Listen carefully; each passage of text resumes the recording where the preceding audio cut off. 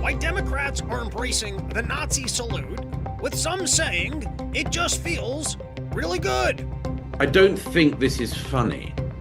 Next, Kumu's order of a bacon, cheese, and egg brings back questions of if all the world leaders are aliens. And perhaps when he was told to play an Italian, he had wrongful information about that, including sexually assaulting your staff. Next, Elon makes life easier for those that get bored at dinner tables, showcasing that even the elites eating fancy dinners with the president are allowed to do ketamine and play with the spoons. The robots fighting to stay alive, and the possibility of accidentally switching them back on and them getting their vengeance on humanity. It's your daily dose of misinformation, pulled from a lightly hemorrhoided asshole. It's today's Run Your Mouth!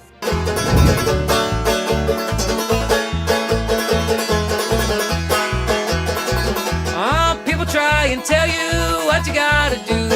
Don't listen to them unless you think it's true. Follow your heart and your dreams. Follow your heart and your dreams.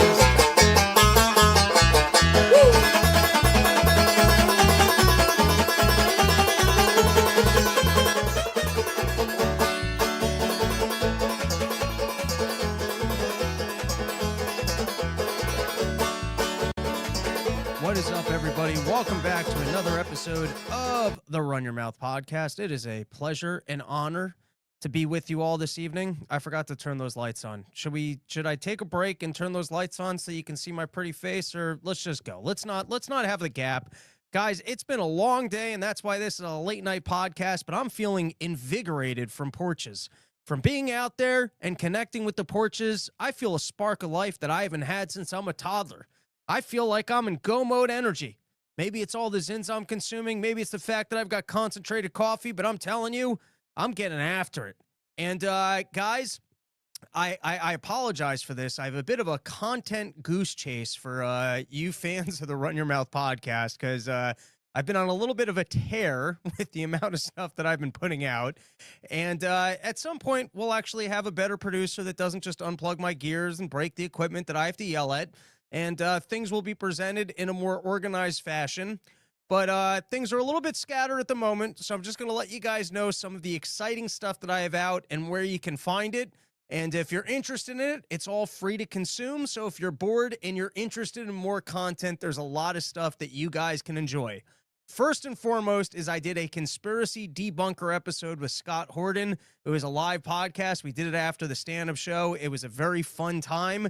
That is not up in all locations. So the best place to find that one is probably on my Robbie the Fire YouTube page, where you can find that. When I was out in Texas, I did another Saturday edition of the podcast, and that was with As the Meter Turns, who we did an incredible porch tour by him, and he sponsored that porch tour. Shout out to As the Meter Turns. He laid out a great theory about Donald Trump and the way that he puts out information so that everyone's irritated all the time and he can actually sneak by some of his sneaky things. It's a great episode, and you can only find that one on my website. And now, just to make things even more complicated and even more scattered, I've got a really big announcement here, which is, sometimes you take enough Adderall that you feel that juice in your balls and you just get after it in life. And I pitched Zero Hedge on allowing me to do a podcast, and I got a yes from Zero Hedge. And what's cool about being able to leverage that Zero Hedge name is the access to guests that I'm not so sure would grace us on Run Your Mouth Enterprises. They might, but, on a big fancy platform such as Zero Hedge, which I'm a daily reader of, I think they get a little bit more excited for the juice that might bring their channels. And so tomorrow morning, dun, dun, dun, hold on to your tables, grab your testicles, put your hands in the air. I got to interview David Stockman, which was pretty awesome. And then I got another episode coming out Friday, which is with Mish Talk. I literally read that guy's economics blog every day. They're dense episodes. I gotta get a little bit more comfortable. I gotta figure out how to interject a little bit more, get a little bit more of me into these conversations. But my God, was I able to download a lot of information. Don't go to school. Just start a podcast, pretend like you've got a large audience, reach out to experts, and just have a conversation because you can download some really good information.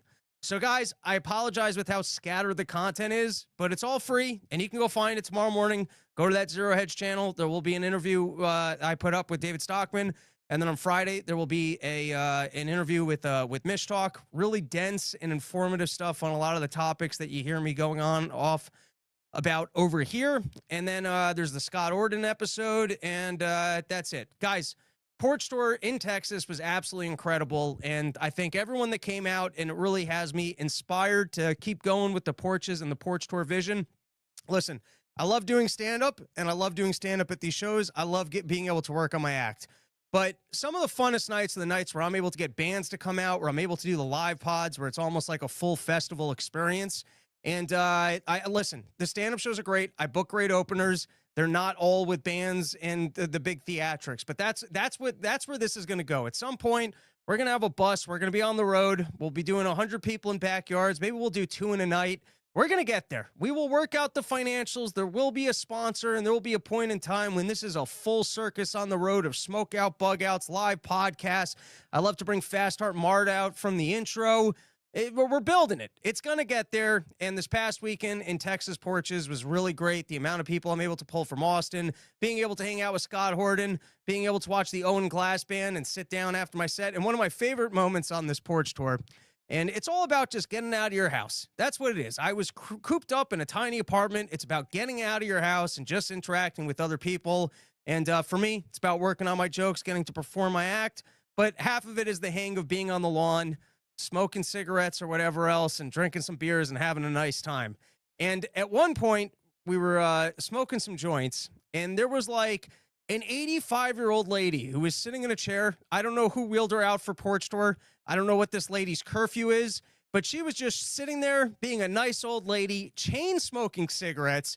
And when the joint was going around, she took a look at it and she just gave like that little king's finger motion of, I'd like some of that. And she just sat there and smoked it. She's like an 86-year-old lady who had been chain smoking cigarettes, got in on the joint. And I was like, all right, this is Porch Tour magic right here. I don't know if that lady knew what she was in for. I don't know where the rest of her night went. I don't have the answers to any of those questions. But the fact that there was some partying 86-year-old that showed up to Porch Tour, I don't know who brought her out for it, and that lady had so much party energy and was feeling the vibe of the porch enough to start smoking a joint. I just thought that ruled. Anyways, guys, this is the longest stretch of Porch Tour coming up this weekend, starting in San Jose, California, then back in Portland, which is always a fun show. Get back to Sandpoint, which is really difficult to schedule, but I love hanging out with Nick and Lou and those guys, and their band's going to be opening up for me. And then going to be in Reno, also tough to get to, so don't miss it this year. I don't know that I'm going to be able to make it back to Sandpoint and Reno. Those are tough markets.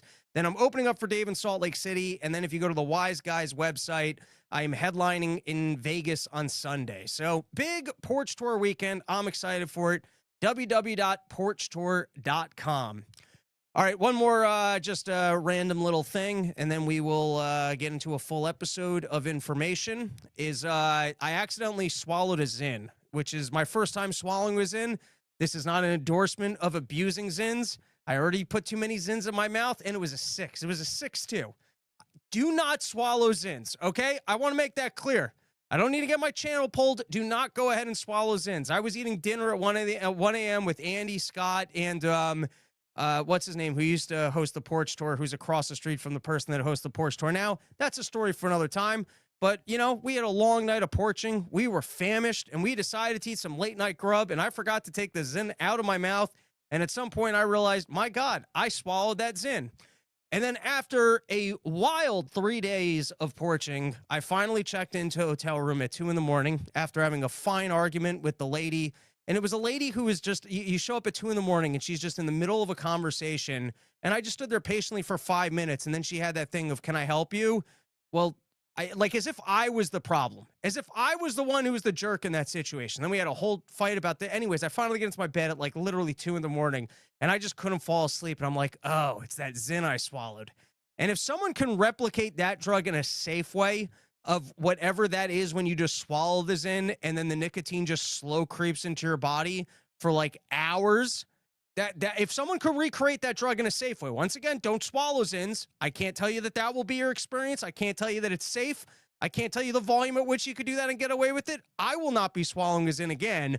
But I'm saying if the scientists out there, as they try and ramp up the Zyn experience, that like now people are putting out the 12s, the 13s, and like they're just pushing it until the point that they ruin it for everyone and it becomes illegal. But on that quest of ruining Zyns and just aggressively ramping up the dosage, if they can figure out the swallow patch that just, maybe I'm just describing just going back to nicotine patches and slapping a few of those on your back.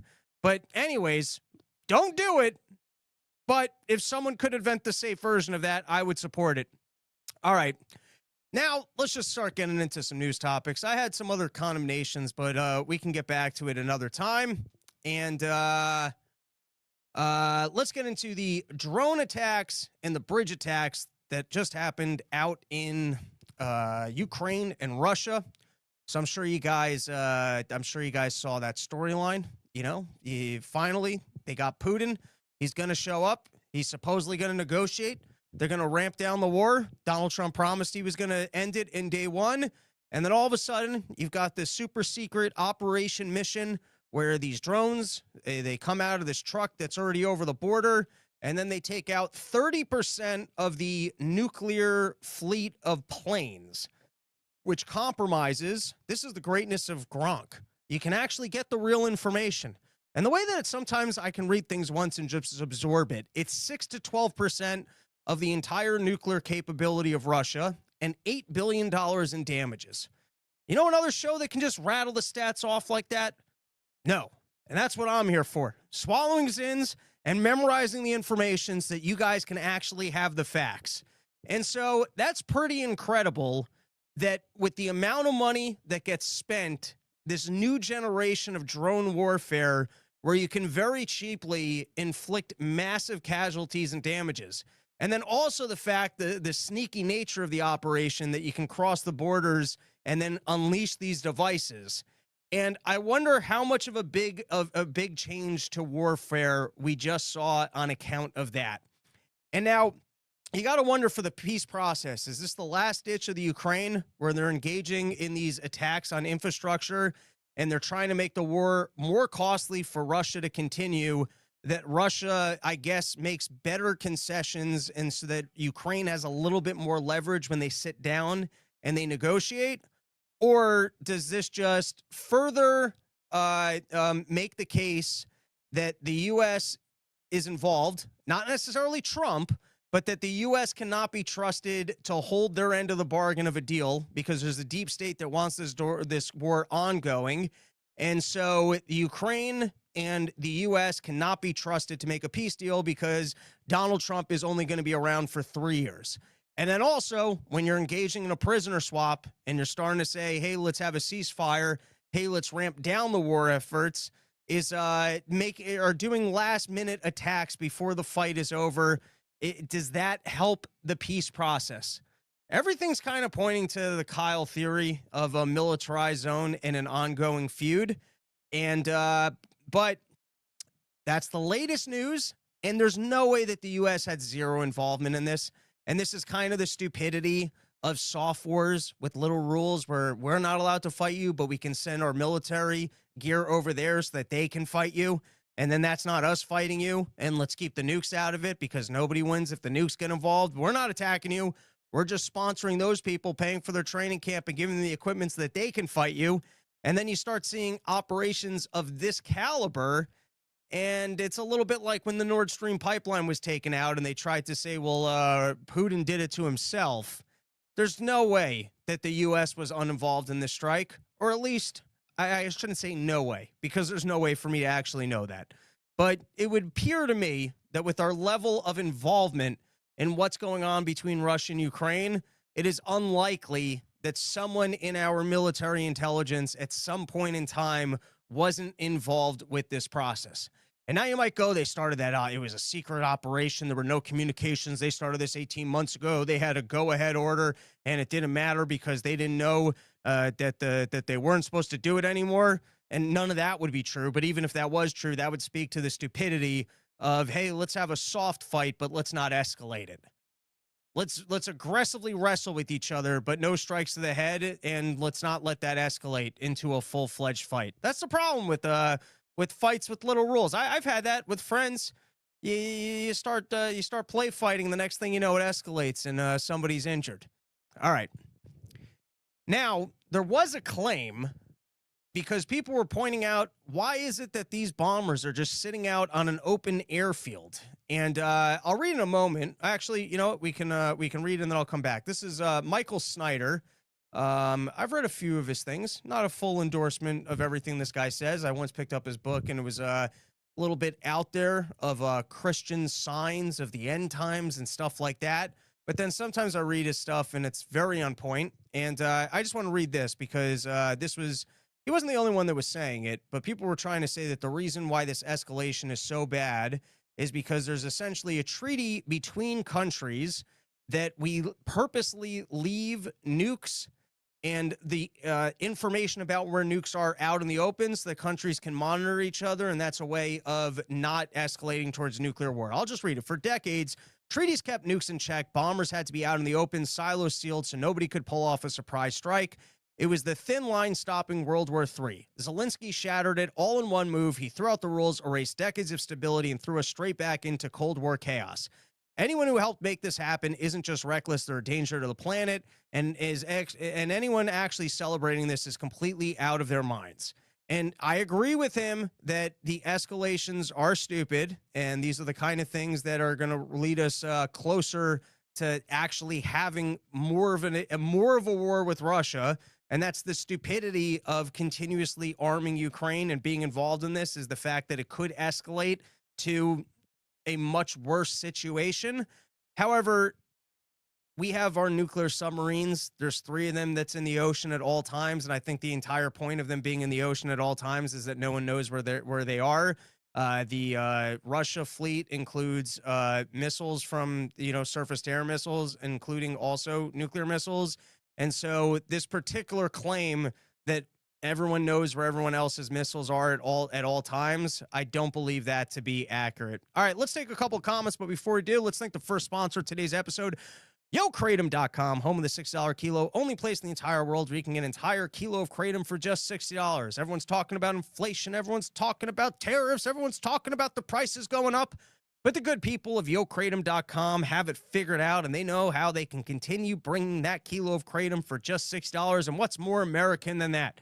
You want to talk about America first, supporting Donald Trump, Trump's the end cause, and the people of YoKratom, they're doing their part to not drive up their prices in any capacity and still bringing you kilos of kratom for just $60. All right, let's take a couple comments. Things are going wild. Things are going wild out here. Matzo Balls. The Scott Horton episode was fantastic. Thank you. It was a pleasure to do. And we're going to have to do a part 2 down the line. But I feel like that was so fun to do live that we will have to save it for another live occasion. Matzo Balls. Oh, shit. Do we owe this pleasure to? I don't know what that meant. Joe. Love you, Robbie. Wish I could have made it out to that show in Lorden. Lorden was a very fun porch tour. One of the funnest porch tours we've ever done. One of the best stand-up shows of porch tour thus far, competing against Minnesota last year, where everyone was on mushrooms. Matzo Balls, you should have asked her to marry you. I don't know who I should have. Matzo Balls, you got like slow release Adderall, but with Zyn, it was something like that. Except I actually don't like slow release Adderall. If I'm taking Adderall, I want it all at once. I want to break up an instant and then chew it and just have it now. I don't want to wait on Adderall. I don't need 4 hours later where you're like, whoa, I'm really Adderalled. If I'm going to do Adderall, I want the Adderall right now. I don't want to wait hours for the Adderall. I hated slow release Adderall. All right, last one for Matzo Balls. If these Europeans keep subverting peace talks, maybe we should leave NATO. I agree. All right, let's go back one slide. There was one other random thing that I wanted to comment on. Trump's big bill, the greatest bill. No one's ever loved a bill anymore. It's the best bill. I know it looks like it's increasing spending, but it's actually reducing spending and it's growing the economy. There's going to be so much growth. No one's ever loved any bill more. And it's so interesting. Firstly, the couple of Republican senators that are holding out seem to be causing some real damage to this thing. And already got some people in Congress realizing, hey, maybe I shouldn't have signed off on this. Some of the Republicans are realizing, hey, this doesn't actually make me look all that good. But I think the most interesting storyline here, and I actually don't agree with Rand Paul when Rand Paul says that from now on, the Republicans are always going to own the debt. I don't think that's true. But the way that the liberal media is getting away with all of a sudden caring about debt is kind of, I mean, it's like a low blow, but it's kind of hilarious, and it's also a little bit deserved. I listen, I don't follow all the media. I just kind of see when I go to the YouTube news clips what people are commenting on. But the fact that Republican senators like Ron Johnson and Rand Paul are being invited on and being allowed to make their case for why this is a problem, and the questions are, aren't this bad for the, how can we have the debt increase like this? All questions that I don't think they would ever back. What I remember is, how do we not get this money? We're going to end up with a pause on government. We're going to end up with a fiscal cliff. We're going to end up with the children who are dead. From what I recall, that was traditionally the narrative from the media is, you guys are holding up the desperately needed funds that this country needs, and it doesn't matter how much it was being increased. They were all on board. But suddenly it's Trump. And listen, I did go watch the last 9 episodes. I've been ranting, yelling, and screaming and doing my part of pacing back and forth and putting out into the universe that the big old budget bill is not a great idea.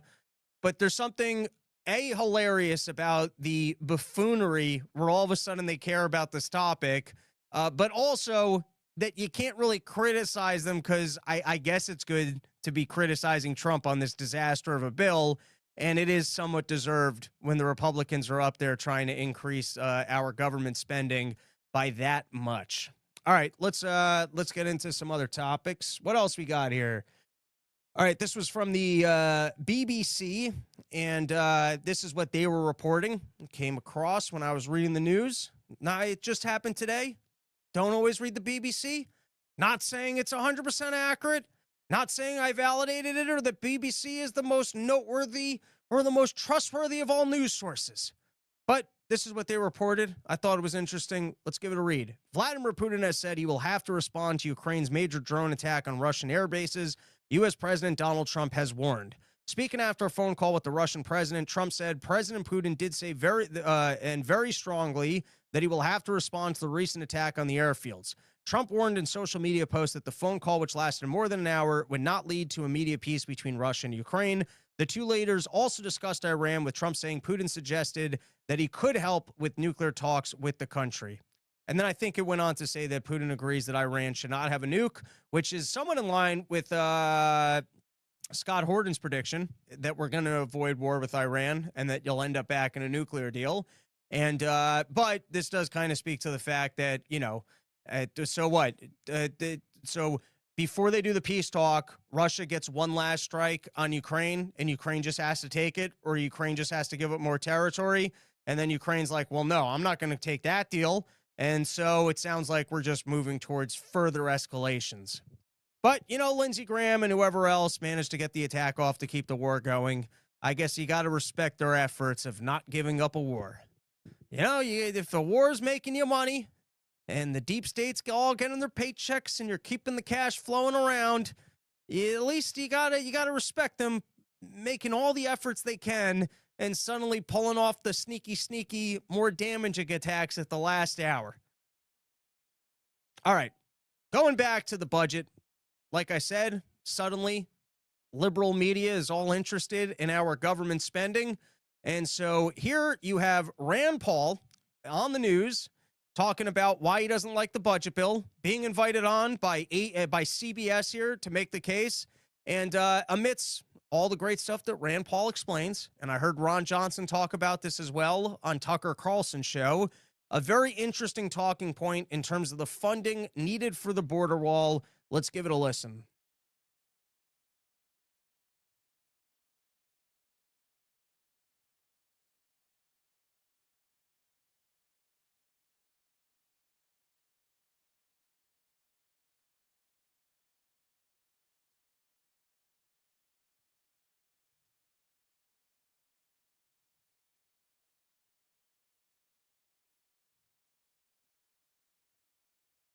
Are you guys telling me that it's muted? Hold on. This shouldn't be muted. I have this resolved. I tested it before the show. I'm going to assume that you guys are just pranking me when you tell me that this sound is muted because I tested it and there's no reason why it would be muted. And I will fix it. All right. Hold on, everybody. Just relax. We're going to have glorious sound in just a moment. All right. You guys tell me if we have sound now, which we should. Wait, I can double check it. Yep, that's all lined up. One of the things this big and beautiful bill is sound. it's a vehicle for increasing spending for the military and for the border. It's about $320 billion in new spending. To put that in perspective, that's more than all the DOGE cuts that we found so far. So the increase in spending put into this bill exceeds the DOGE cuts. When you look just at the border wall, they have $46.5 billion for the border wall. Well, their current estimate from the CBP is $6.5 million per mile. So if you did 1,000 miles, that's $6.5 billion, but they have $46 billion. So they've inflated the cost of the wall eightfold. So there's a lot of new spending that has to be counteracted. But essentially, this is a bill by the military industrial complex advocates who are padding the military budget. There's going to be a lot of extra money. Look, the president has essentially stopped the border flow without new money and without any new legislation. So I think they're asking for too much money. And in the end, the way you add it up to see if it actually is going to save money or add money is how much debt are they going to borrow? $5 trillion over 2 years. Enormous amount. Right. That was the number that the secretary was quibbling. Just the point on the border wall that I found to be most interesting. All right, before I play this next video, let's thank another sponsor for today, which is sheath.com, promo code RYM for 20% off. I was very excited. I got on my bike today. I went for a bike ride for the first time in over a year. I finally think my leg is healed from when I fell off my friend's monster truck last year during Porch tour. And I didn't do all that many miles because I'm kind of fat and out of shape from not being able to work out the way that I normally do. But I had a great time out on my bike, really happy to kind of have finally recovered from that injury. And firstly, I'm wearing my sheaths right now. I got the orange hexagon thingy things, and that's why I've got so much energy late at night, is because I'm wearing gloriously comfortable sheath underwear. But you know what I don't mention enough is all of their other clothing, because today I wore one of their fabric moisture wicking shirts. I put on the full bike bib. I did it up. When I go for a bike ride, I'm one of those people. I got the cleats, I got the gloves, I got the booty shorts, I got the wraparound sunglasses. And then I wheeze over the front of my very nice bicycle like the world's biggest douche as old men pass me on their bikes, and I'm wheezing like I'm asthmatic. But I put on all the good gear when I get out there and do it, and that's what's important. And included in the good gear is that glorious sheath shirt, which is unbelievably comfortable and moisture wicking so that you can stay calm, cool, and collected even while you're wheezing and being passed by old men who are faster on their bicycles. So everybody, it's the summer months. You want to be cool, calm, and collected. You don't want to be feeling that sweat collecting underneath your ball sack. You want good clothing. Go to sheath.com. I recommend everything on the site. Like I said, I like the long underwear that kind of goes just above the knee. And I forgot how comfortable and great those t-shirts are if you're working out in the heat. Sheath.com, promo code RYM, 20% off the greatest underwear that's ever graced the balls of man. All right, listen, I don't really agree with a lot of what the administration's doing on immigration and other topics. And most of the time, I think that even though I like to support my fellow bald men, the guy, I think it's Stephen Miller. I think he comes off like a bit of a douche. He's kind of got that tick. Not that you should just make fun of people for their ticks, but he's got a bit of a tick. And I mostly don't agree with him on most topics.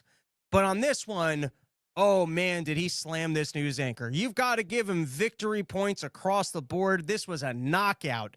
And it's the thing that the news anchors do where they ask you questions where it's like, so do you agree that you're a fat-faced asshole? Because that's most of what the American public thinks right now. And they just insert their narrative into the question in the most dickish way that you can. And she played that card a little bit too aggressively. She lobbed it up, and he spiked it right back in her face. And it's just such a pure example of the way that the media operates and the way that they insert narratives into questions. And in this case, she overplayed it in a way that made no sense. And he just picked up on it and spun it right back and spiked that ball back in her pretty face. Let's give it a listen. Even just yesterday, we saw whenever a judge rules against this administration, you say they're going rogue.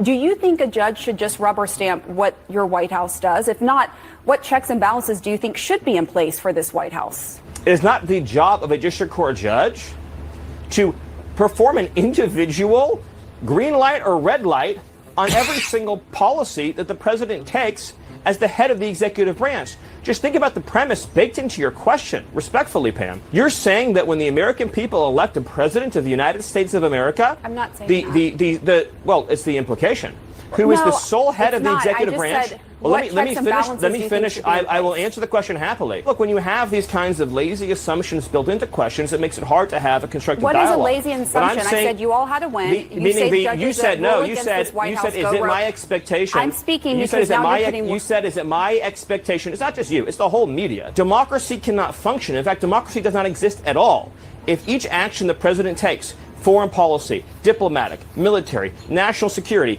has to be individually approved by 700 district court judges. That's democracy. But let me tell you about these rogue judges.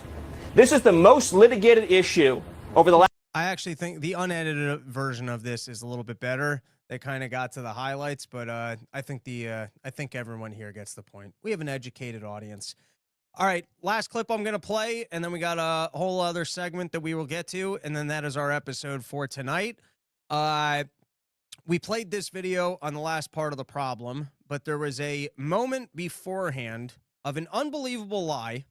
And while we played, and you guys should go watch it, it was on part of the problem. We talked about how Jake Tapper is now being part of the border cover-up, and that they're now trying to spin that because of Biden's dementia, no one actually intentionally was trying to get people over the border. It was just because of the chaos of the bad administration. And then also, even though Biden had so much dementia that he was failing on massive tasks, such as securing the nation's borders, nobody was a whistleblower and stood up, and nobody in the Democratic Party should be responsible for protecting the guy who had so much dementia that he was unable to do the job completely. And it's an absolute lie, but that's their new pivot, is any of the mistakes of the Biden administration was because he had dementia at that time. And so it's only Biden's fault. It's not the Democratic Party's fault for protecting him. It's not the media's fault for protecting him. And even the things that were clearly an agenda from somebody, even if it wasn't Biden, but it was somebody's agenda. Listen, Biden had dementia. It's time to move on. And so anyways, we already covered that. We already played that segment. You can go watch that on Part of the Problem. I want to play a different moment just before that because it's a pretty incredible lie. And it's amazing how easy the internet makes it to debunk these things now. Step or not? Yeah. That's probably what he's looking for. What does the panel think of the Supreme Court ruling that the Trump administration can revoke legal status for 500,000 immigrants who had been granted parole for parole? That's a strange word for that, for humanitarian reasons. What they're talking about is 500,000 people that the Biden administration let in from, I think, Cuba, Nicaragua, Haiti. And Afghanistan. Venezuela. Well, but also from Afghanistan, for people who risked their lives, not just for Afghanistan, but for the United States of America, who served. I would not be here today if not for the translators that I had in Iraq. I'm sure. They saved our lives more than once. And that's why veterans are so pissed off about this, because we've fought like hell to get them out of Afghanistan, and now Trump wants to just send them back home to that murderous regime where they'll be killed. And it's not just in Afghanistan, but that just shows how morally corrupt he is. And you know, look, let's be honest, he's a racist. All right, I'm going to pause it there. So firstly, amidst the different things that the Biden administration did to get as many people over the border as possible, one of them was an abuse of this parole system where you could come into the country and, they didn't want the footage of kids in cages. They didn't want people to see how overrun the border the administration was. I don't know if that's the right word, but all the places that they were supposed to store these people and then deport them or process them were overrun because the amount of people that were coming. So not only were there all the gotaways and all the look the other ways, there were the people that they actually caught, and then what they did is they paroled them into the country. And so now this guy is telling us that this is actually a racist policy because it means that the Afghani translators that served the U.S. military who were then paroled into the country are going to be sent out of the country as well. So firstly, it's not an automatic. The ruling was that Trump, I believe, has the ability to deport the people or to that the parole is being thrown out, which then means if you were an Afghani translator, I guess that means you're not automatically being deported. So firstly, if included in the batch of people that were paroled into the country is Afghani translators that served in the U.S. military, I think it's as simple as bringing that to the attention of the administration. They haven't already deported them. It would be one thing if the administration already messed up and decided that they were going to deport everyone that had been paroled by the Biden administration, and then it turns out that that included Afghani translators that people think should earn their right to live in this country. That hasn't already happened to then go, hey, this is a racist policy. Firstly, that's probably, I don't know, 100 of the 500,000 people. It's the minority of the people, and they haven't already been deported, okay? So firstly, it's an outlandish claim because it didn't happen. The policy, that would be the unintended consequence of the policy. And so you would warn, hey, I'm concerned about this policy because I think it would include this group of people, and I think the Americans would rather that these people aren't deported. And information like that could be a valid criticism of, hey, I think that the policy, if they choose to deport all of them, would have this unintended consequence. And then if you actually cared, you could just educate people about that, and then it might not happen. But all of that isn't even true. And it's amazing how easy Twitter makes this. So I just went to Twitter and I asked, of the 500,000 paroled immigrants from the Biden administration that the Supreme Court said Trump could revoke the parole, how many of them were from Afghanistan and how many of them served as translators from the U.S. Army? And here was the response I got. Since the Supreme Court ruling specifically addressed the CHNV program, which does not include Afghans, it's likely that none of the 532,000 migrants affected by the ruling were from Afghanistan or served as translators from the U.S. Army. For Afghan parolees, particularly those who worked as translators, their parole status was handled under a different program, and no data in the source confirms how many of the 77,000 plus Afghan paroles were translators. Estimates from other contexts suggest thousands of Afghans worked as interpreters for the U.S. military, but precise numbers for those paroled in the U.S. are unavailable here. All right, there you go. Debunked. All right, guys, that is all the news that I'm going to talk about on this episode. We'll probably do another one out on the road, the beginning of which, I'll do public condemnations, and then you guys can check out the rest of it for free on my channel. Tomorrow on Zero Hedge, I got my interview with David Stockman. Currently on the Robbie the Fire channel, you can check out my interview with, or the live episode I did with Scott Horton. As I said, porchstore.com, a lot of porches coming up, and then headlining in Las Vegas, which is on their website. Go to the Wise Guys website. Don't leave yet. There's more episode coming at you. The original version of Porch Tour, I did not do shows. I basically just did episodes with the hosts. I think I'm going to bring back more of that because it's a good time. It's different than the news breakdowns that I do here, but some of these hosts, they have interesting stories. They let us party on their lawns, and sometimes it's fun to talk to them. So here's a full interview. It's about a half hour long, interesting conversations about demons and other stuff that I think you guys would find interesting with the Skeptical Shaman. And so it runs about a half hour. Enjoy that here, and I'll end the stream when it's over. And that is our episode. Welcome, everybody, to the Porch Tour series. I'm here with Rachel, the Skeptical Shaman. Did I get that right? You did. There you go. I'm a great television host. This is OG Porch Tour. We used to porch, and I didn't even do comedy shows. We just actually, I would do the show with whoever had me out just to get outside of my New York City apartment, and I'm bringing it back. I love it. Yeah, let's hang with the host. Let's get to people's stories. All right. And what I want to start with is, last year, you gave me all these potions and lotions. I did. And I put them all in my supplement cabinet, and I don't really drink at home anymore, and I don't do any drugs at home. I don't smoke weed at home. Good for you. And so I will take every supplement known to man to try and balance that out. So like you can put anything, and I'm like, you know what I mean? It's like 9 coffees, it's Zyns, and now I'm like on the mushrooms, like the ashwagandhas, like. I take a 7 species mushroom supplement from Paul Stamets. So it's got the turkey tail, the reishi, all the good stuff. So I'd love to know, because there were like multiple times where, you know, I was just itching for something late at night, and I just started looking at the glass bottles, and I'm like, I don't even know what to research what a rose flower, like I just had no frame of reference for what any of them were. So I'm curious to know what I was handed and what's fun to take. Well, here's one, and it's made out of yarrow. I think we might have to make that more centered. Maybe just go right in the middle. Here, does this work? Yeah, that would work. Okay, I'm gonna button up, pardon me. It's probably You're ruining it for the fans. a good idea. So flower essences, that's what I gave you. It's 20% of an alcohol mixture with plant matter in it, and 80% filtered water. And so this is a thing from back in the Dizay in Germany. Okay, this is some real witch shit. It's witch shit. Is it gonna turn me into a lizard?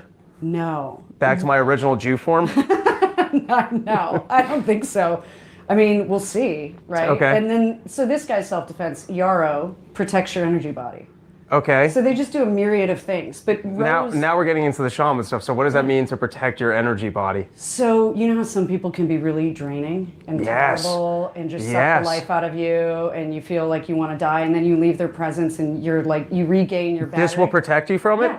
Can I share a great life philosophy with you? Yeah. And I recommend this to everybody. Write this down. This is probably my single greatest piece of wisdom that I can hand to people, which is people that annoy you will always find new ways to annoy you. Yes. And so I find sometimes you try and give people a chance, because that's almost the way we were trained in kindergarten, is to be nice to everybody. But there's some people that like, and I'm not even talking about like female relationships, but I'm talking like dudes. Like sometimes you just meet a dude at a party, you're like, oh, this guy's great to hang out with. And you feel rejuvenated. And then there's other people that just nothing that they do makes any sense. You just don't vibe with them. And so my rule is the second you see that little tinge of early on where they do something that really infuriates you, if you can just not have that in your life, you might as well call it there, because you try and make an opening and try and be gracious, and they will always, you won't even imagine that, like, I've worked in businesses where it's like you start finding success and it's like doors open. You're like, oh my God, this is very rare. I had 1 year in sales like this. It hasn't been my comedy career.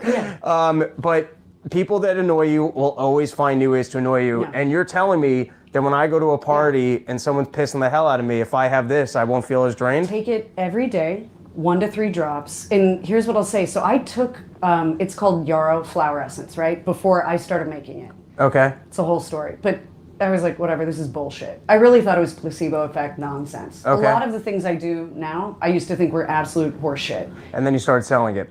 And then I started, well, I enjoyed it. And so one day, I was in another company, good company, I was taking theirs for about a week, and I went to my dog park in the West Loop of Chicago. Okay. And there was a fucking vampire there. So my friend and I, Colin, named Dog Ladies 1 through 3, DL 1, 2, 3, human parasites. Which is all right, tell me the ranking system. Yeah, so number 1 was this woman who always talked about her partner's military career, like it was her own. Stolen valor at the dog park, and she was very annoying. And Colin was actually ex-military. Right. Number 2 was this dog walker with these Vizslas who wore like dip and gear like she was a Navy SEAL, and it's a dog park in downtown Chicago.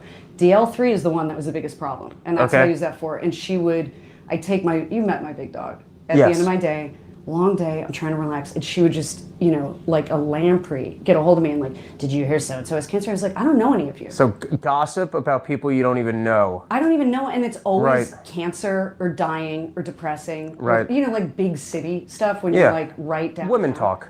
You're just talking about talking with other women. Yeah, unfortunately. So this will help me not feel drained around chatty women. A week into taking it, and I hadn't been to the dog park in a while, I think because I was traveling for business, and I showed up, and it was like she didn't fucking see me. And my friend Colin noticed it too, and he's like, what are you taking? It's a cloak of invisibility. That people don't want to talk to you? They don't get any of their food. They don't even want it. They ignore you. They bother other people. So you're saying the people with parasitic souls that just want to waste your time by spilling dribble at you and can't pick up on a social cue of the fact that you've been trying to exit this conversation multiple times, they literally won't want to talk to you if you've consumed totem self-defense. Yeah, one day I actually screamed at her. I was like, I don't want to talk to you. I said it like 20 nice times. I said, I don't want to talk. That didn't work. Right, but the totem self-defense worked. Well, yeah, at the time it was another brand. Full transparency, we're very transparent here at Totem, but yeah, it's the same flower. It works the same way. And the Latin name of it is Achillea millefolium. Okay. Achilles heel. It shores up your weaknesses. And what does like, if you had to attribute that to science, would you say it's a pheromone that works on annoying people? Yeah, it actually might be. Okay. And it also is about just, back in the day in Europe, they would ingest flowers, herbs, tree resin, all this shit. And it has actual health benefits that I can't talk to people about because of our current FDA. Yeah. Let's hope RFK handles some of that. Okay. But the energetic properties mirror the physical properties. So this is actually really good for your immune system. Okay. It's a totally edible flower. People make tea out of it. It's good for you in general. Right. Yeah, so. So what do you have that might be a little more druggy? Druggy? Or like a mood uplifting, stabilizing. Okay. It's called a good buzz. All right. It's deep green, even though it's 80% water, and it does what it sounds like. And I get the seeds for the hemp from JJ. Shout out to JBJ's CBD Rub in Beaver Creek, Wisconsin. JJ is not a fan of the federal government. Okay. And he's got great hemp seeds. All right. Yeah. And so what do you distill the hemp seeds down into? Well, we grow the hemp and just cut it down, harvest it. Okay. Put it in big mason jars with grain alcohol for 6+ months. Right. Filter that out, and then that's the 20% to the 80% water, and we just mix it up and bottle it. Okay, then what about, I think you gave me like a morning glory oil. Yeah. But what I remember of morning glory seeds was hearing about them, I think, in high school, and that they were like very psychedelic. A lot of flowers are psychedelic, but you have to treat them a certain way to get the psychedelic compound out of it, and I don't activate anything. So what's the morning glory oil good for? It's invigorating. Okay. Some people actually do have psychedelic experiences on flower essences. Really? Even though they're non-active, supposed to be non-psychoactive, but some people are more sensitive than others. I haven't taken hallucinogenics in forever. Me either. I find, like sometimes out on Porch tour, there's some porches I get to party hard at, which is usually if I'm staying there. Like last night I was staying by the host, so I got to drink heavy. But then sometimes, like for example in San Antonio, I landed, basically went right to the gig, did the gig, and then I drove down to Rockport. So, I'm hanging out after the show and being courteous, but I'm also looking at my watch like I gotta get the hell out of here. Every once in a while on Porch Tour, someone has mushrooms and I'll eat like a single cap with the intention of like, let's just enjoy let's elevate the good time and try and absorb that energy. But the only time I ever got like good visual experience was the first time I did salvia. Oh yeah. Which was like. Have you seen Ari's salvia? Oh yeah, well that was when he did it on Rogan, right? Like live? I think it was his own podcast. And he looked like he was having a seizure. And then he came out and he was like, no, I can't breathe air, I have to breathe water. And he had like an underwater family, he knew their names. He had lived a whole life because of salvia. That's wild. Anyways, but like I find with the other hallucinogen, I just get like it's not really like a go out dry. I just get heavy. I'm like, shit, it's all the thoughts I didn't want to think about. Well, mushrooms for me, I've never had any visuals, and I've pushed it. I've tried. Yeah. I've gone to the edge, and now for me, it gets way more interesting as you're coming off. Okay. And then you find yourself having I think, interesting thoughts. And last night, for whatever reason, unrelated, I went to... You tripped pre-Porch Tour. That's dangerous. You might end up having a twofer. I might. I went to bed and all night, like the Apple TV, the screensaver of stuff? It was like mountain ranges in high definition just all night.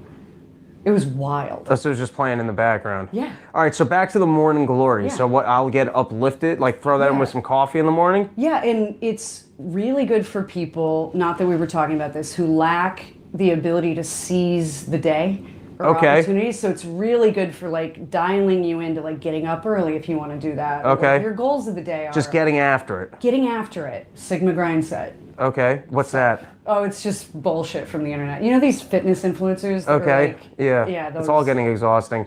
Someone put out someone put out a great AI video the other week, and it was basically it was like as if the world was ending, and it was all the different influencers broadcasting it. Oh my God. And they spoofed every kind of influencer perfectly. And then at the end of it, they had like a conspiracy guy and just going, I'm just asking questions. What if it's the... And I'm like, fuck, they got me too. Yeah, I feel personally attacked by that meme. Yeah. These poor guys, I have friends and clients in town, and they came to visit with me yesterday, and I was like, do you guys want to talk about some stuff? Do you know what runs the government? Like, it was one of those nights. Because I came in hot. Do you ever come in hot? Oh, all the time. Yeah. Yeah. And you know, me talking to my husband or my close friends, I don't always realize how nuts I sound. Okay. And then you have to back up, and then you're like, Right. okay, so there's these emails from WikiLeaks. And then you have to go, and then you're like, all right, so the Podestas are, and then you realize you sound completely insane. Yeah. Sometimes I have on Porch Tour with the opener where I'm just me, and we've spent enough time together that I'm not holding back how irritated I am. And I don't mean towards him. I just mean towards like what happened at the diner, what's happening with traffic.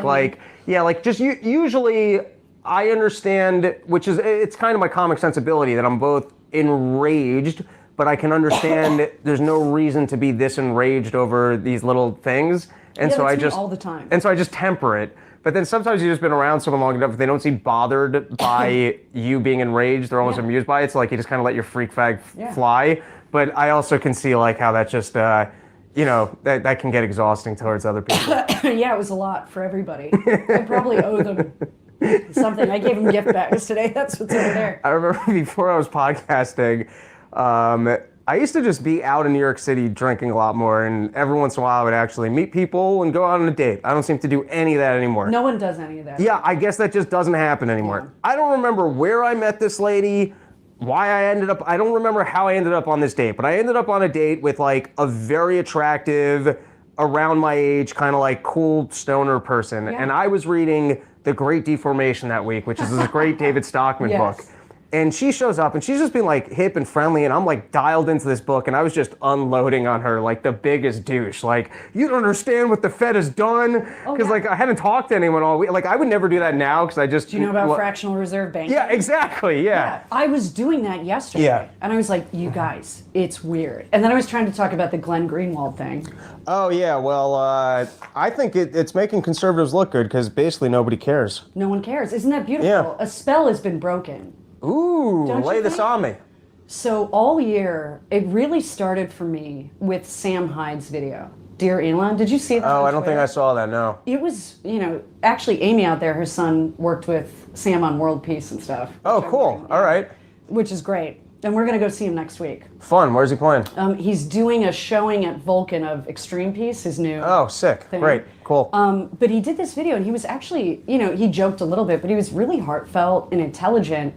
And just was like, hey guys, America's not a collection of ideas. It's not an economic opportunity zone. And it was like, I sent him an email via Amy's son, Luke, where I was like, I wrote to him, I was like, the world needs tricksters because they're breaking spells. Interesting. There's something about, this whole debate about have you been with your buddy Dave and Douglas Murray, who I used to hold in high regard, by the way. Okay.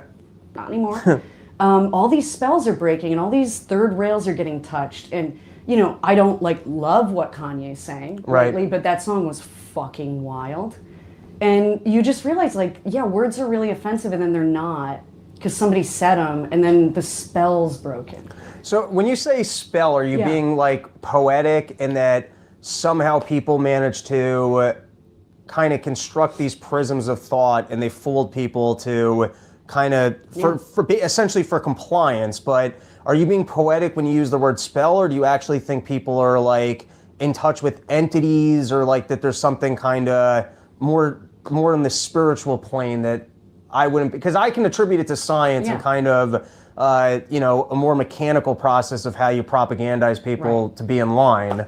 So are you being poetic when you say the word spell, that they've essentially, it's like the Chinese prison camp where they make you sign a document when you come in, and so now you're going to be more compliant to be in line with your own writing? Both levels are true, I think. And I think what we're seeing geopolitically, socially, culturally is downstream from a much bigger shift. It's been a wild year. I mean, you saw what the hailstorm did here. the whole year. Your house looks nicer than the inside of my apartment. The outside looks like my walls are worse than the outside. So I would have noticed none of this. It's what's fun about being a lady that actually keeps things together, and you're like, this looks, and no one notices. I had an absolute meltdown. He was like, you're like, you don't understand. There's a crack in the gutter. I can't have guests over now. Yeah, there's a crack in the gutter. Everyone's going to notice the crack in the gutter. Yeah. We can't have guests now.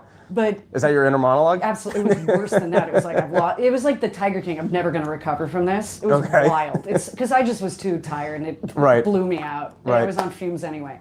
So I think a real spell's breaking. I really do. I think it's, when you, and not to sound like Sam Tripoli, who I do love, but it gets a little much. Him and Metzger, who I love, but I can handle like a little bit at a time. And then I'm like, that's a lot of me coming back at me.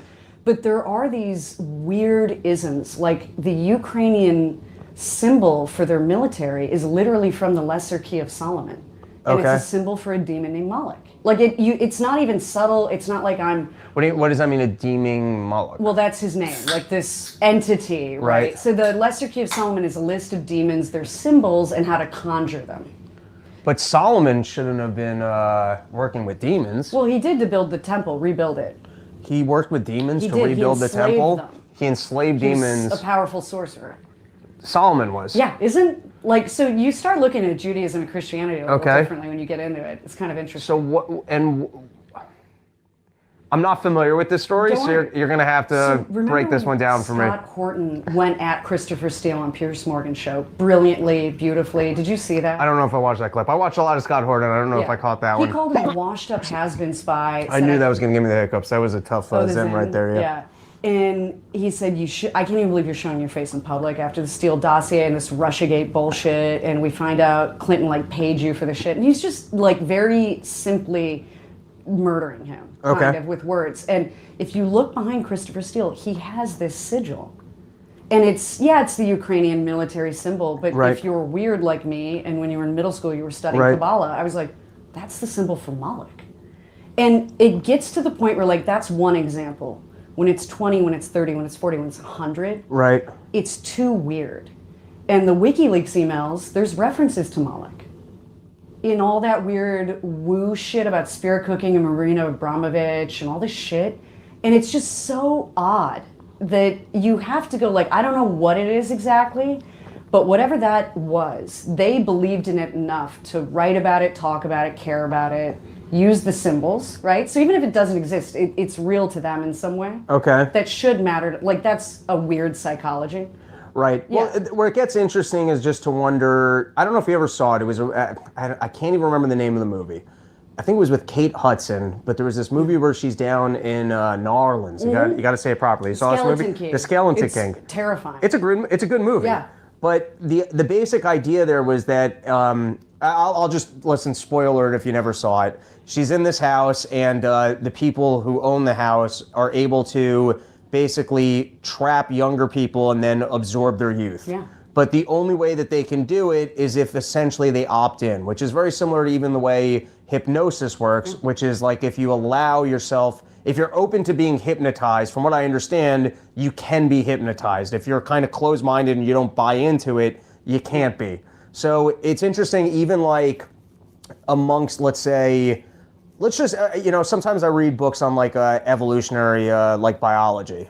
And I think where I get a little bit lost or don't really, not that I don't buy into evolution, but I think what's missing from that field of science is that there's morality then actually is something that you should almost override if you can get away with it. Yeah. Because the same way that you can use mindfulness to override your natural intuition for anxiety or depression, which all could be just false signals, if you really believe in it's just Darwinism, then if you have opportunities to be amoral and get away with it, you might as well bypass your inclination for morality because that would serve, I guess, your Darwin purpose. Brett Weinstein talks about this. Oh, really? That genes are amoral, and that's why we have civilization. Right. Yeah. But then if you start thinking about the fact that, governments have a monopoly on violence, or if you look at the compliance of COVID or what they were doing with ESG scores, you start to realize that the elites are indoctrinating us with the morality that they don't abide to. So essentially, which allows them kind of to be more powerful because they're able to operate with amorality while we're not. Now, I don't buy into this. This is not my view of reality, but I'm saying, anyways, back to this fucking ADD like crazy. So back to the opting in. Yeah, giving consent. Yeah, but I wonder if with these people, it's almost like, this is just me like trying to rationalize, the spiritual, but I could make one of two just rational things for why that would be there. One is it's kind of the stupid clubhouse type thing. Totally. Where if you're already going to be amoral, you're like, oh, there's these ancient symbols and we're going to like, it creates more of a buy-in. Yeah. Or two, it could be that even in those times there were people doing evil things, but like maybe, like I don't know, like you could almost look at it like there's a sorcerer book and there's a magical potion, or it's like here's how you manipulate people. Yes. And so maybe like, you know what I mean? It was a little bit more of a guide for evil manipulations. And it absolutely could be, right? Because we don't know. Right. But the fact that it could be any of those tells you something about their psychology. All right, I'm going to get into this with Scott Horton tonight. Yeah. The episode's going to be, I want to just get if I can keep him short. I like to try and keep him short. Yeah. Sometimes you can't keep him short. Well, he's got a lot of information. He's got a lot of information. And by the way, he's the funnest to hang out with drinking late at night because you just try and download the information. So first, I'm just going to get the Iran and Ukraine prediction, some practical stuff, and then we're going to do the Scott Horton conspiracy debunker. And I'm just going to rattle off some of the biggest conspiracy theories. We're going to see what he has to say, and then we might go to the crowd, see if they want to shoot some at him. One of them that I have in there is the elites, if they are actually demonic, in touch with demonic entities, or tapping into some other spiritual power. What are some of the other examples I can throw at him? Yeah, I got a bunch. A really good one. There was a podcast, Julie K. Brown and Virginia Giuffre, who just passed away, by the way, one of Epstein's victims. And then... Right, hit by a bus. After saying, I'm not suicidal, and yeah, it was bad. Gotta be careful for these buses. I know. The elites are getting more crafty. She, on this podcast, Julie K. Brown was a reporter, I think, for the Miami Herald, who really was on Epstein's ass since the first trial, and interviewed a bunch of people, and several of the victims, one of which was Maria Farmer, her sister Annie was also a victim, said that when she was living with them, with Ghislaine and everybody, they kept handing her books on Sumerian religion.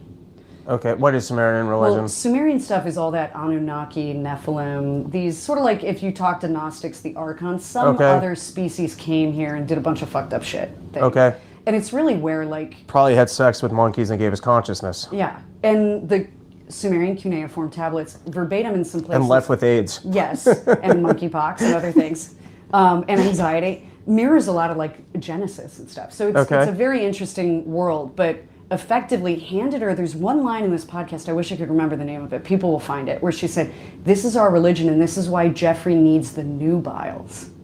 The nubiles? What are the nubiles? The young women. But like that terminology. Okay. And there's instance after instance of this. So another one... It's so weird that he didn't have kids. For a guy who wanted to seed the world with right, but genetics. Then why not start with having a child? I don't know, man. Like, I'm just saying if, like, sometimes people go a little bit too big. Like, the guy's so into seeding the world with his genetics. Why not just have a couple kids? Was there some lab underneath that thing that we haven't found that just had all the... Mexico had weird shit in it. Okay. His ranch there, Zorro Ranch. Okay. Yeah, but another weird one that unfortunately I exposed everyone to yesterday when I was not myself, excuse me, is that the former head of military intelligence for the U.S. Army, who was like, I think a colonel rank or above, also knighted by the royal family in England, given land in Scotland. His name is Michael Aquino. He wrote a book called Mind War that's about information warfare, all this shit. Open devil worshiper. He founded the Church of Satan, which is kind of a nothing burger. If you know anybody in the Church of Satan, they're just cute. Shop at Hot Topic, leave them alone. Temple of Set, which was not cute. That was his personal religion. And then the Process Church. Process Church was involved, if you've read Chaos, with the Manson family and Son of Sam. And so the theory is he was using, whether he genuinely believed it or not, using satanic imagery, religion, LSD, MKUltra techniques to see what he could get people to do. Right. And he was all over the country. Remember Satanic Panic? Every time he was near a daycare, kids got like horrible venereal diseases. And they said it was false memory syndrome. You should really look into Michael Aquino. Okay. He went on Oprah with his weird fucking painted eyebrows. You know how Satanists are. Yeah, weird outfit. And he was like, do you want to see my Nazi dagger? And this shit was out in the open, and our country was like, we're going to promote him in our military. And it's shit like that that just blows my mind. I have a friend who, he said, if you look at Ted Kaczynski and if you look at what happened with MK Ultra and how successful they were at essentially indoctrinating people, almost like Manchurian Candidate type style, where I guess you can trigger them and then they'll go engage in violence. There's no way that they just walked away from that. Yeah, it worked so well, so we stopped doing it. Is never a thing the CIA has ever said. Yeah. Ever, ever, ever. And there's a really good book called Poisoner in Chief about Sidney Gottlieb, who founded the MK Ultra program, and it has church committee, hearing like transcripts in it and all this shit. And they were really pumped to get Nazis over here who really did believe some of this wild shit. Like they really did do ceremonies in castles and the Vril Society. They were deep in it, which is why the Indiana Jones movie, like there's a grain of truth to all of that. And that's the foundation of the CIA.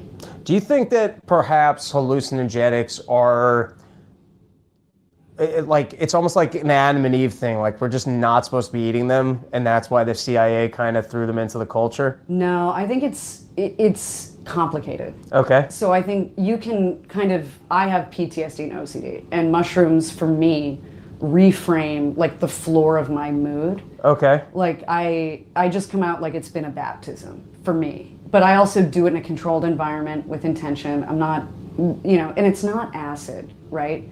What they were doing to people was behavior modification and thought reform with huge amounts of LSD and trauma and degradation. What they did to Ted Kaczynski in particular was like a series of humiliation rituals. I don't know if you're aware of that, to rip his ego and sense of self apart. And he went through a phase where he thought he was trans in college.